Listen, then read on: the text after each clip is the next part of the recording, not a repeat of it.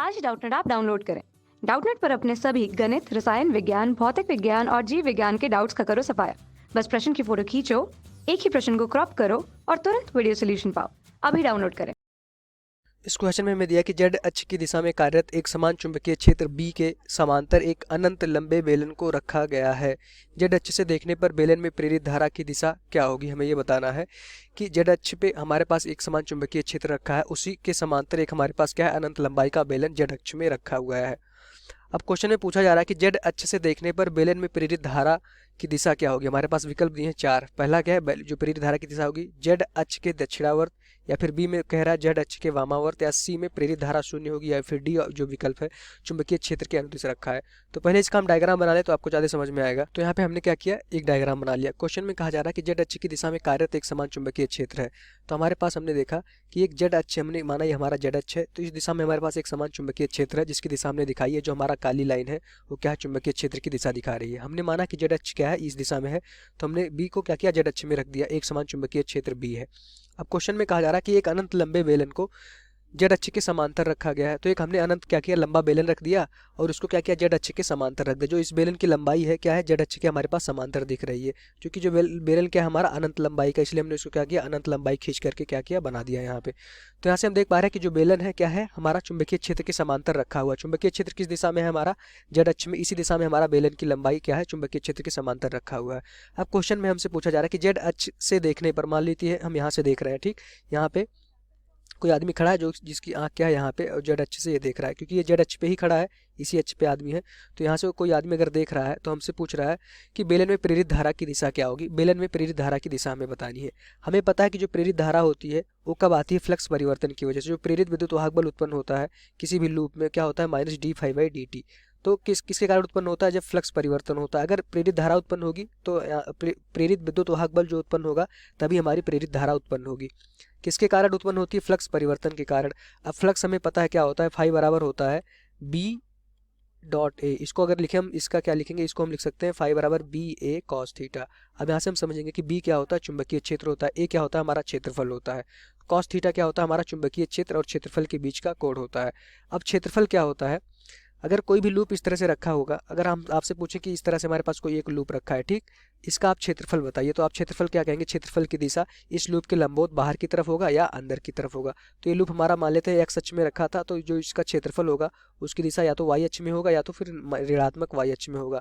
मतलब कि इस लूप से लंबवत दिशा में हमारा क्षेत्रफल होगा। ये हमारा लूप था, क्षेत्रफल की दिशा इससे लंबवत दिशा में होगा। तो यहाँ से हम बेलन है, बेलन हमारा क्या है, जेड अक्ष में रखा हुआ है, तो हम कहेंगे इसमें आप क्षेत्रफल की दिशा बताइए। तो आप क्षेत्रफल बताएंगे कि अगर इसके लंबाई पे देखेंगे तो इस बेलन में देखेंगे क्षेत्रफल की दिशा क्या होगा, इससे लंबवत बाहर की तरफ होगा। इसके क्षेत्रफल की दिशा देखेंगे, इससे लंबवत बाहर की तरफ हो जाएगा। चूंकि ये जेड अक्ष में है तो जेड अक्ष में यहाँ से जो चुंबकीय रेखाएं होंगी वो अपरिवर्तित रहेंगी, कि यहाँ से जो चुंबकीय रेखाएं होंगी उनमें कोई भी परिवर्तन नहीं होगा। तो यहाँ से हम देख पा रहे हैं कि जो फ्लक्स होगा वो क्या हो जाएगा, जो क्षेत्रफल होगा, क्षेत्रफल इस दिशा में है, और जो चुंबकीय क्षेत्र उनके बीच का कोण क्या है, 90 डिग्री। अगर हम देखें क्षेत्रफल इस दिशा में है बेलन का, और चुंबकीय क्षेत्र के बीच में कोण क्या है, 90 डिग्री है। तो यहाँ से देखेंगे, अगर यहाँ रखेंगे cos 90, तो यहाँ से देखेंगे फाई बराबर क्या हो जाएगा, बी ए इंटू cos 90। अगर cos 90 की वैल्यू क्या होती है, शून्य होती है। तो यहाँ से देखेंगे फ्लक्स हमारा शून्य हो गया। अगर फ्लक्स शून्य हो गया, इसकी लंबाई के परिथा, जो इसकी लंबाई था बेलन, इस जो लंबाई के परिथा हम क्षेत्रफल देखेंगे तो क्या होगा, लंबवत बाहर की तरफ हो जाएगा। तो लंबाई के परिथा फ्लक्स क्या हो गया, हमारा शून्य हो गया। अगर फ्लक्स शून्य हो गया तो उसमें कोई भी प्रेरित धारा उत्पन्न नहीं होगी। यहाँ से देख पा रहे हैं कि अगर फ्लक्स जीरो हो जाएगा, यहाँ जीरो रखेंगे तो प्रेरित धारा क्या हो जाएगी, हमारी शून्य हो जाएगी। ठीक, अब इसके जो ये हमारा क्षेत्रफल होगा जिसमें हमारी चुंबकीय रेखाएं पास कर रही होंगी, ठीक, अगर इसमें देखेंगे तो एक समान चुंबकीय क्षेत्र में रखा गया है, तो इसमें कोई भी जो चुंबकीय रेखाएं होंगी वो नियत रहेंगी, चुंबकीय रेखाओं में कोई भी परिवर्तन नहीं होगा। इसका क्षेत्रफल भी हम देख पा रहे हैं कि हमारा विद्युत क्षेत्र की दिशा में है, तो क्षेत्रफल जो होगा इस लूप के कारण, तो क्षेत्रफल की दिशा क्या हो जाएगी, हमारी इस दिशा में होगी। पर क्षेत्रफल में भी कोई परिवर्तन नहीं हो रहा, क्योंकि ये एक समान चुंबकीय क्षेत्र में रखा हुआ। अगर ये गति करता, किस दिशा में गति करता, तो हम कह सकते थे कि इसके क्षेत्रफल में परिवर्तन होगा। लंबे बेलन को रखा गया है, गति नहीं कर रहा है, बेलन भी नियत है और चुंबकीय क्षेत्र में भी कोई परिवर्तन नहीं है, एक समान चुंबकीय क्षेत्र बोला गया है।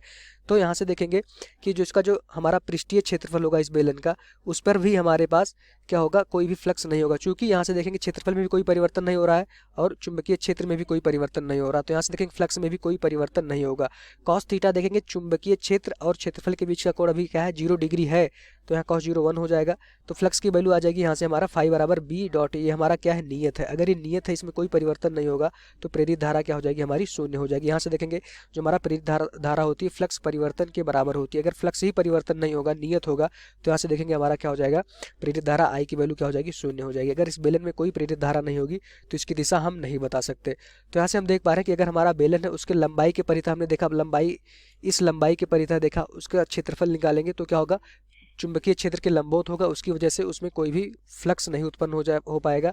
दूसरा देखेंगे जो हमारा ये बेलन का ऊपर जो वृत्ताकार पथ होगा, जो हम बाहर से अगर यहाँ से देखेंगे तो हमें बेलन क्या दिखेगा वृत्ताकार दिखेगा। अब इस वृत्त का क्षेत्रफल जो होगा वो हमारा चुंबकीय क्षेत्र के समांतर होगा। चूंकि इस वृत्त में नियत जो हमारा ये वृत्त बन रहा है उसके पृष्ठ पे नियत लाइनें हैं, जो चुंबकीय क्षेत्र उसमें कोई परिवर्तन नहीं हो पा रहा है, इसलिए हमारा फ्लक्स क्या है नियत है। अगर फ्लक्स नियत है वैद्युत फ्लक्स, तो उसमें कोई भी प्रेरित धारा उत्पन्न नहीं होगी। प्रेरित धारा कब उत्पन्न होती है जब हमारा फ्लक्स क्या हो परिवर्तन हो। तो फ्लक्स परिवर्तन ही नहीं हो रहा है तो प्रेरित धारा क्या हो जाएगी शून्य हो जाएगी। तो कुल मिला जुला के इस क्वेश्चन का आंसर क्या हो जाएगा कि प्रेरित धारा हमारी शून्य रहेगी। अगर प्रेरित धारा शून्य रहेगी तो उसकी दिशा बताने की हमें जरूरत ही नहीं। तो इसका आंसर अगर देखेंगे तो क्या हो जाएगा हमारा सी विकल्प इसका आंसर इस क्वेश्चन का हो जाएगा। जो प्रेरित धारा हो जाएगी वो क्या हो जाएगी हमारी शून्य हो जाएगी। यही हमारा आंसर हो जाएगा इस क्वेश्चन का। Thank you. कक्षा 6ठी से 12वीं से लेकर नीट, IIT, जेई वो एडवांस के लेवल तक 1 करोड़ से ज्यादा छात्रों का भरोसा। आज ही डाउनलोड करें डाउटनेट ऐप या व्हाट्सएप करें अपने सारे डाउट्स 8400 400 400 पर।